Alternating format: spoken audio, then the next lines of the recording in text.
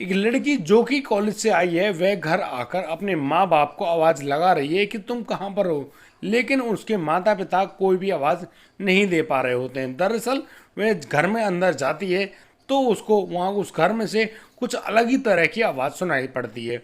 अब तो वह बड़ी ही हैरान होती है और उस आवाज़ का पीछा करते हुए आगे बढ़ती है। वह देखती है कि उसकी भाई जो आशीष है उसके कमरे में से एक लड़की की अजीब तरह की आवाज़ आ रही है। अब तो वह बड़ी गौर से अपने भाई के कमरे की तरफ जाती है तो वहां पर उसके कमरे का दरवाजा जो बंद है। दरअसल वह लड़की अब उस खिड़की से अंदर झांक कर देखती है। वह देखकर बिल्कुल ही हैरान रह जाती है कि वहां पर जो हो रहा है उसके बारे में वह शायद कल्पना भी नहीं कर सकती थी। यानी कि कुछ ऐसा घटित हो रहा है जिसको देखकर उसके हाथ पैर कांपने लगते हैं और वह अपने माता पिता को बहुत ही जोर से आवाज़ लगाती है। उसकी इस आवाज़ को सुनकर वहाँ पर उसके माता पिता भी आ जाते हैं और तो और उसकी भाभी भी आ जाती है। अब वो लोग वहाँ पर मौजूद हैं लेकिन वो सब उस दरवाजे को खटखटा रहे हैं, उसको पीट रहे हैं और कह रहे हैं कि आशीष दरवाज़ा खोलो। अब तो आशीष उस कमरे से बाहर निकलता है लेकिन आशीष के साथ साथ उस घर की नौकरानी भी बाहर आती है। अपनी नौकरानी को देखकर अब तो वह जो मालिक यानी कि तुलसीदास केसरवानी है वह बहुत ही बुरी तरह से उस महिला पर बेफार पड़ते हैं और उससे कहने लगते हैं कि तेरी ऐसी क्या हिम्मत हो गई जो तू मेरे बेटे के साथ ऐसा काम कर रही है। अब तो वह महिला बहुत ही शर्म से अपना सर नीचे की तरफ झुकाती है और बस वहाँ से 9-2-11 हो जाती है। लेकिन अब यहाँ पर एक अलग ही मामला होने जा रहा था। दरअसल वहाँ पर अब वह जो आशीष है, आशीष और आतीश है, वह अब अपनी बहन यानी कि निहारिका पर बरस पड़ता है। यानी कि वह अपनी बहन को बहुत ही बुरी तरह से मारता है। उस अपनी बेटी को पिटते देख अब तो तुलसीदास जब सामने आते हैं तो यहाँ पर तुलसीदास को भी एक तरफ धक्का दे दिया जाता है और तो और तुलसीदास की जो पत्नी यानी कि उस आशीष की माँ है यानी कि जिनका नाम किरण देवी है, किरण देवी को भी वह लड़का 2-3 थप्पड़ मार देता है। अपनी सास को बचाने आई वह जो प्रियंका है, प्रियंका को भी मार खानी पड़ती है। अब तो वहाँ पर बहुत ही बड़ा झगड़ा बन जाता है। इस झगड़े के दौरान यानी कि इतनी सारी कहानी बन गई है अब तो वहाँ पर पूरा मोहल्ला इकट्ठा हो जाता है।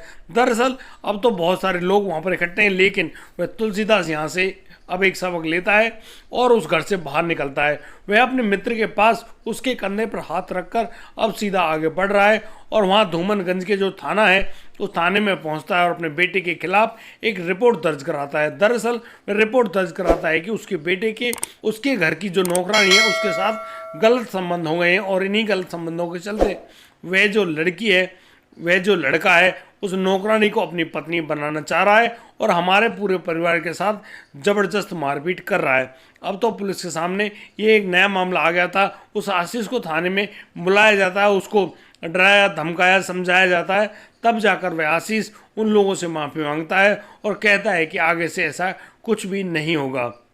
दोस्तों इतना सब करने के बाद अब तो वहाँ घर में वह आशीष अपनी पत्नी प्रियंका के साथ ठीक ढंग से रहने लगता है लेकिन यह ज़्यादा दिन नहीं चलता है। दोस्तों अब तो वह कोरोना काल का जो समय आ जाता है यानी कि उस लॉकडाउन का तीसरा चरण जिसके दौरान बाज़ार में हर तरह से नाकेबंदी की गई थी लेकिन यहाँ पर लोगों को कुछ छूट दी गई थी। वो छूट होती है कि वहाँ की जो बैंक वगैरह हैं उनको खोल दिया गया है और वहाँ से लेन देन जो है वह बढ़ा दी गई है। अब तो जिस प्रकार से उनका ये काम चल पड़ा था वह लड़का आशीष अब तो कुछ पैसों को लेकर बैंक जाता है। उस कटरा में जो मौजूद बैंक की शाखा है वहाँ पर पहुँचता है और अपने घर की जो किस्त है उसको जमा करता है। लेकिन वह जैसे ही घर लौट कर आता है तो घर में घुसते ही वह बहुत ही ज़ोर से चीख पड़ता है। उसकी चीख को सुनकर वहाँ आस पड़ोस के जो भी लोग हैं वो सब लोग वहाँ पर इकट्ठे हो जाते हैं। लेकिन अब यहाँ पर जिस प्रकार से वह लड़का रो रहा है यानी कि उसकी जो बात है उनकी बातों को सुनकर ऐसा लग रहा है कि जैसे यहाँ पर बहुत ही भयानक कांड हो गया हो। और ये कांड वाकई में भयानक था क्योंकि यहाँ पर यानी कि जो तुलसीदास है उनकी पत्नी किरण देवी है और तो और उनकी बेटी निहारिका है, उनका किसी ने कत्ल कर दिया है।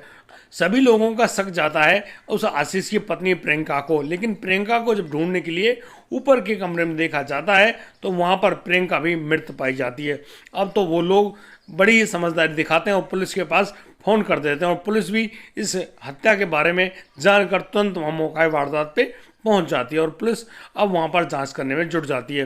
पुलिस की उस जांच में कुछ ऐसा खुलासा होता है जिस खुलासे को जानकर आप वाकई में हैरान रह जाएंगे। दोस्तों आइए आगे बढ़ते हैं। नमस्कार, आदाब, सत श्री अकाल दोस्तों, स्वागत है आपका हमारे यूट्यूब चैनल किस्से क्राइम के। और दोस्तों आपसे वही प्यार भरी गुजारिश, आगे बढ़ने से पहले हमारे चैनल को सब्सक्राइब करना, नोटिफिकेशन की बेल को दबाना आप बिल्कुल ना भूलें। दोस्तों हम लोग फेसबुक पर भी उपलब्ध हैं, हमारा चैनल किस्से क्राइम के इसी नाम से मौजूद है। आप लोग वहाँ जाकर सर्च कर सकते हैं और इसी तरह की वीडियो वहाँ भी पा सकते हैं।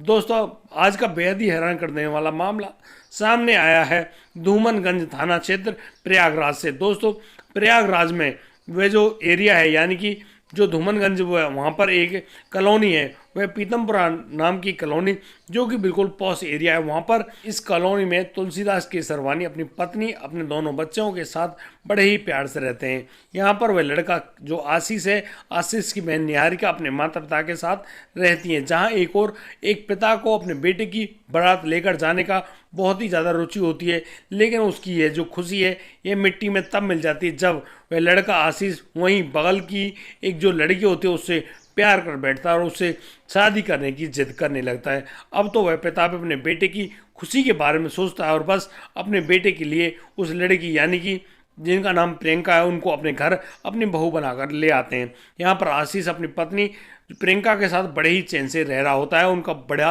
अच्छा परिवार है। तुलसीदास की एक बिजली की जो उपकरण होते हैं उनको बेचने की दुकान है उसी कॉलोनी में, और उस कॉलोनी में उस दुकान पर बहुत सारी भीड़ लगी होती है, यानी कि वो बहुत ही अच्छे तरह से दुकानदारी करते हैं और सभी लोग बढ़ाई करते हैं और उनके सामान को खरीदने आते हैं। जिस प्रकार से उनका यह धंधा चल रहा था, वहाँ पर अब वह लड़का आशीष भी बैठना शुरू कर देता है और बस इसी प्रकार से वहाँ पर काम करने लगता है। जैसे कि वहाँ पर एक काम चल रहा है, अब तो यहाँ पर एक महिला आती है बहुत ही बुरी स्थिति में, यानी कि वह महिला लगातार उन लोगों से काम मांग रही है। वह महिला जो कि दिखने में बहुत खूबसूरत है, लेकिन वे उसकी जो कपड़े वगैरह हैं बहुत ही मैले कुचले और फटे हुए हैं। वह बड़ी ही नरमी से, बड़े ही प्यार से उन तुलसीदास के सामने हाथ जोड़कर उनसे घर में काम करने की इजाज़त मांगती है और वह कहती है कि तुम्हारे घर का सारा काम कर दिया करेगी, उसको चंद रुपये दे दिया करना और वह इस नौकरी से अपने बच्चों का पेट पाल लेगी। वह बताती है कि उसका जो पति है वह शरीर से दिव्यांग है और वह सरकारी नौकर तो था, लेकिन वह झूठे केस में, यानी कि रिश्वत लेने के केस में फंस गया था और वह अब सस्पेंड होकर अपने घर बैठा हुआ है। कुछ दिनों तक, जब तक उनके पास वह जमा पूंजी थी, तब तक तो वो लोग अपने ढंग से जीवन यापन कर रहे थे, लेकिन अब उनसे ये जीवन यापन नहीं हो रहा है। लेकिन तुलसीदास दया दिखाते हुए उस महिला, यानी कि उस महिला मोनिका को अपने घर में काम करने के लिए रख लेते हैं। अब मोनिका जिस प्रकार से वहाँ उस घर में काम किया करती है, यानी कि उसने उस पूरे परिवार का दिल जीत लिया था। बड़े ही हंसमुख स्वभाव की वह लड़की हर बात पर हंसती रहती और बड़े ही प्यार से उस आशीष को देखा करती। आशीष भी अब बहुत सारी गौर करने लगा था उस मोनिका पर, और अब तो उनकी आंखें चार होने में कोई भी समय नहीं लगता है। अब यहाँ सिर्फ आंखें चार होने से ही काम नहीं चलता, अब तो आशीष वहाँ उस मोनिका को अपने घर में ही दबोच बैठता है और उसके साथ शारीरिक संबंध बना बैठता है। यहाँ पर मोनिका भी उस आशीष का भरपूर साथ देती है और बड़े ही ज़बरदस्त तरीके से वो लोग एक दूसरे को संतुष्ट करते हैं। अब तो उनका रोज़ रोज़ का एक किस्सा बन गया था और रोज़ रोज़ इसी प्रकार की जो कार्रवाई है उसको करने में लग जाते हैं। धीरे धीरे जब वह लड़की एक दिन कॉलेज से आई थी तो वह अपने भाई को उस मोनिका के साथ संबंध बनाते हुए देख लेती है। अब तो वहाँ पर मारपीट, झगड़ा, बहुत सारे माम बवाल मचते हैं। उन सब को होने के बाद अब तो वह लड़का कहता है कि वह अब ऐसा काम नहीं करेगा, यानी कि आशीष मना कर देता है कि वह ऐसा कोई काम नहीं करेगा। लेकिन जब उसकी पत्नी प्रियंका उस पर बहुत सारा दबाव डालती है, वह कहती है कि यार तुमने तो मुझसे लव मैरिज करी थी, फिर तुम उस लड़की से, यानी कि उस मोनिका से, नौकरानी पर मर मिटे। आखिर ऐसा क्या है उस नौकरानी में जो उस प्रियंका के पास नहीं है? लेकिन आशीष प्रियंका को कोई खास जवाब नहीं दे पाता और बस वह इसी प्रकार के इन प्रेम संबंधों में बना रहता है। यहाँ पर उसकी माँ बाप, बहन, पत्नी सब उससे मना करते हैं, लेकिन उसके दिमाग में कुछ अलग ही भूत सवार है। अब तो वह चाहता है कि वह उस मोनिका को कभी भी ना छोड़े, और मोनिका भी उससे कहती है कि वह तो बनकर रहना चाहती है आशीष की पत्नी। अब इन बातों का जो भूत है उस आशीष के दिमाग पर ऐसा चढ़ा हुआ है कि वह अब निर्णय कर लेता है एक बहुत ही भयानक कांड करने का, और यानी कि वह अब दुकान पर काम करने वाले उस अनुज नाम के लड़के से बातें करता है, और यहाँ पर जब उनको बताता है कि वह अपने घर के हर एक सदस्य को अपने उस रास्ते से हटा देना चाहता है, तो यहाँ पर अनुज भी उसकी मदद करने लगता है। अनुज कहता है कि यहाँ वह इस काम को करा देगा, लेकिन इसके बहुत सारे पैसे लगेंगे। अब तो उन दोनों के बीच में एक डील होती है, वह डील होती है 8 लाख रुपये की, यानी कि एक आदमी के 2 लाख रुपए, और वहाँ पर 4 जो मामले हैं उनको निपटाना है। अब तो उनके लिए 8 लाख रुपए की ठहर हो जाती है, और यहाँ पर जो लड़का आशीष है वो उस अनुज को यानी कि 75,000 रुपये नगद भी दे देता है। अब तो वह अनुज है वह सीधा जाता है अपने मामा के पास, और अपने मामा को उस प्लानिंग में मिला लेता है, और फिर उसके मामा द्वारा एक प्लान रचा जाता है। और उस दिन जब वह लॉकडाउन चल रहा होता है, उस लॉकडाउन के दौरान वह जो आशीष है वह तो बैंक गया था ताकि किसी को ऐसा प्रतीत ना हो कि उसने ही इस पूरे काम को अंजाम दिया है। वह तो जाता है बैंक, और लेकिन पीछे से अब तो यहाँ अनुज अपने मामा को लेकर तुलसीदास जी के घर पर आ जाते हैं। यहाँ पर तुलसीदास से जब अनुज कहता है कि ये उनके मामा हैं और इनको कुछ पैसों की ज़रूरत है, आप तो बड़े ही दयावान हो, कुछ पैसे उसके मामा को भी दे दो। अब तुलसीदास उसकी बात पर यकीन कर कर अपनी दुकान के अंदर जाते हैं और वहाँ से पैसे निकाल रहे होते हैं। इतने में ही यहाँ पर वह अनुज और अनुज का मामा दोनों उस दुकान में आ जाते हैं, और यहाँ पर उस तुलसीदास के मुंह को भींचते हुए उनके गले पे उस चाकू को फेर देते हैं। जैसे ही तुलसीदास वहाँ धराम से गिरे, उनकी आवाज़ सुनकर उनकी पत्नी किरण भी अंदर आती हैं, और बस वो पूरे माहौल को जैसे ही देखती हैं, अब तो वो दोनों दरिंदे उस किरण के साथ भी कुछ ऐसा करते हैं। जैसे ही किरण यहाँ पर गिरी, उनकी इस आवाज़ को सुन लेती है उनकी बेटी निहारिका जैसे ही अपने माता पिता की आवाज़ पर गौर करती है और सीधी दुकान की तरफ भागती है, क्योंकि उनकी दुकान का एक गेट घर में भी खुलता था।